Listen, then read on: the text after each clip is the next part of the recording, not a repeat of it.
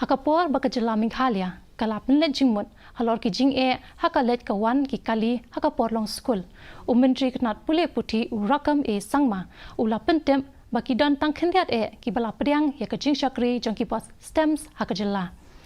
sangma uloong ya kani ki bos baki lawan ra ban penlat ya ka jing dahing kali haka Jylla